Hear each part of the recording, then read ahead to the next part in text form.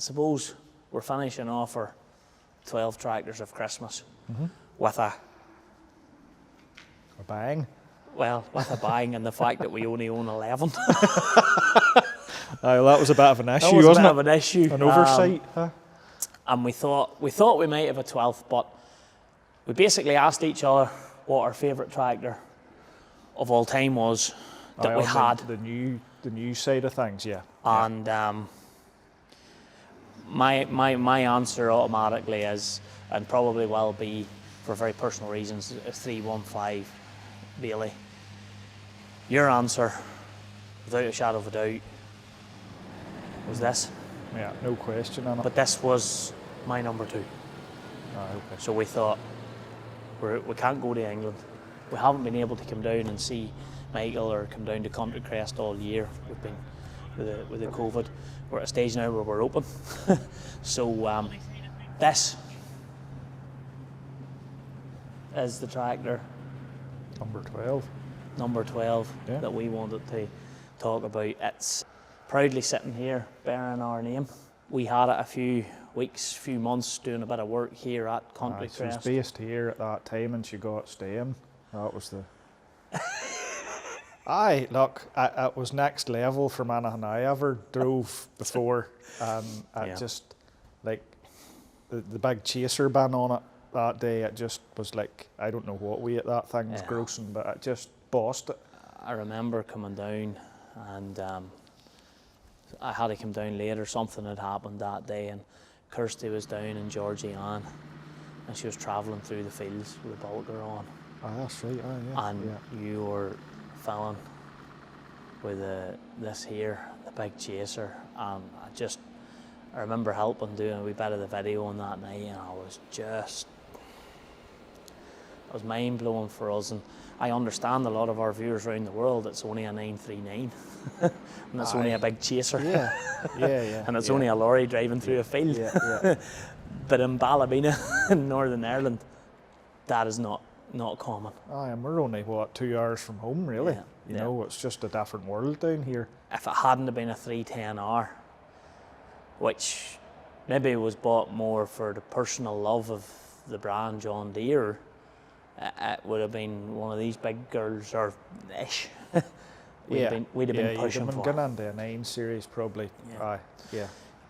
When it comes to the work that this tractor does, it was a strong performer in the dyno. Serious, It was all there. It was a different level even compared to the original 939 that we had here at Country Crest, which we dynoed as well. We had it up at our dyno day a couple of years ago, and it just turned heads everywhere it looked. Whenever it got reversed up into the dyno, everybody just has, the tractor just has presence about it, and it's black beauty. Yeah, she had... Well, she's black and she's beautiful. Just class, it just oozes class, you know, and it's... But the camera can't see it. There's a tractor has joined since then. There's a new kid in town. Yeah. There's a tractor has joined this fleet since then, and apparently it makes fun of these. Yeah. And that's a 942.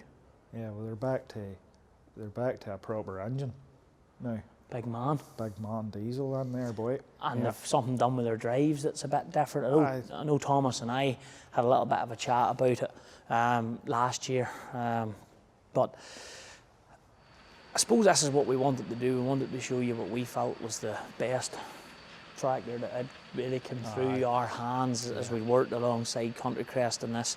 It's been a great wee series talking about our own tractors, and talking about, you know, can't forget about the new tractors. There's a lot of people out there, there's a lot of work to do, and the benefits of the modern technology versus the, you know, when you jump up into this tractor and you look at R820, they're very much the same in the principle. You can see the concept where it started, and they've carried it on through. Yeah, absolutely.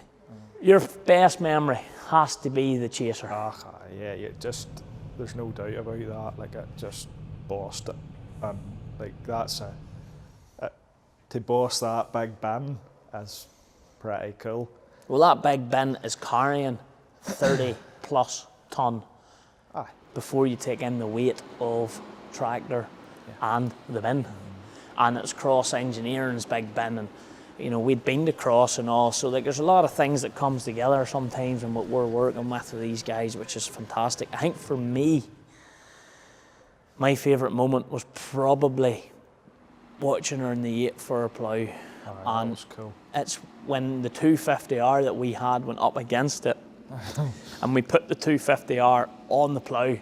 We were absolutely buzzing that the 250R was able to do it, and a lot of comments come in, boys land, flat land, anything could do that, but that was actually very hard land. It was lay ground, like it hadn't been used as a lot of years. The 250R was really maxed at her limit.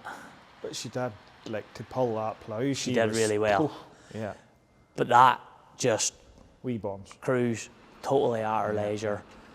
And the one thing that I remember from that day was when Thomas had the two of them running around the same speed, they were showing approximately the same litres per hour of usage through the tractor. That's the bit. The only difference was Thomas could push the big girl on, but he didn't want to put that pressure through the plough. No way. And that was the wee bit I noticed and remembered. And there's all this talk about efficiency and all, but when you're doing big things, you've got a big appetite for a lot of drink. You need to drink a lot of. Gary, we're finished up now. We're finishing off on a bang. I'm going to ask you, and then you can ask me, what would be your, if you were buying another tractor, so if we were buying two tractors, old school cool and brand new, what would your choices be? Old school cool. I don't know. Probably the 820 EC would have been probably my old school cool type, but then that's there now. But I don't know. I still have a very soft spot for a 6290 XL. Aye.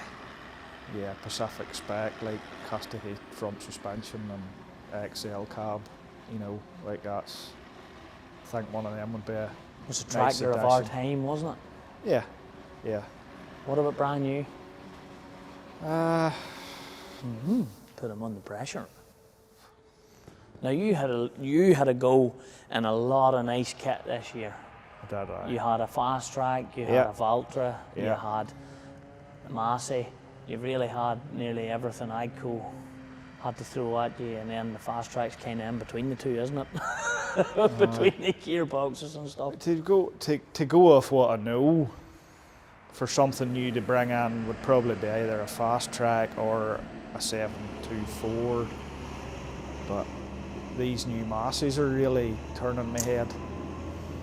But again, it would be hard to just say that without, to bring one straight in without having tried it could be dangerous. Yes. So that's where my thoughts would lie. Okay. Let's hear you. Old school cool for me, there's two. There's two at the top of the bucket list now. One is a tractor that was not known around home. I know you like these as well, but it would be your old style Fendt favourite with the gear stick. I think they're called Turbomatic. Yeah. But it has to be an 824 with front PTO, reverse drive if possible. You're going to read the piggy bank well out for that one? They're impossible. Yeah. I have been looking. The piggy bank's going to be well emptied for that one. A more realistic tractor. You said the red one there, the Massey. I would have to say a TM. Yeah, you're going blue comp. TM. I served my time when I was a young fella on TMs.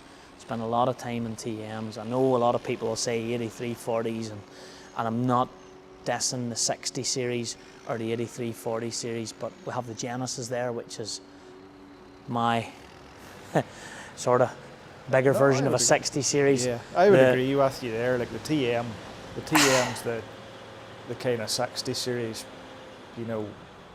perfect it. Really. It's the first tractor that I can genuinely say I drove and spent thousands of hours on with comfort. Yeah. You mightn't think it today when you get into one, but that sprung cab back in the day was a great job. And very quickly you had a front suspension as well that was starting to, John Deere TLS was one of the very first that came in with it. Then they started to get the cab suspension, and then they migrated that onto the front, and you get a lot of nice I spent a lot of time in a TM 130 and a 190, but there's a lot of nice 155, 140s out there with front suspension and cab suspension. Were a lovely tractor back in the day. That would be my two. Brand new tractor. I think for me it would be a fast track, set up on road bibs. Looking at it from a commercial point of view as well, you know, I would see that as a potential machine that could demonstrate a lot of products, a bit like the John Deere, for guys, trailers and stuff out onto farm. We could maybe dolly it up and help use us to go to shows, or, you know, bits and pieces to, you know, rather than maybe an extra lorry, it could maybe help the in between. If it was purely tractor, forgetting about the fast track, I'm kind of with you. I'm itching to get a look at this new Massey. I think this new Massey, the 7719 that came out, was a very, very good tractor. Seriously underrated tractor, that.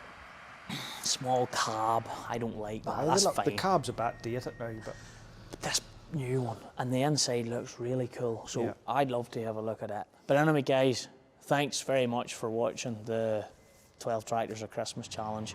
This is a special one, and hope you enjoyed it, and see you all soon.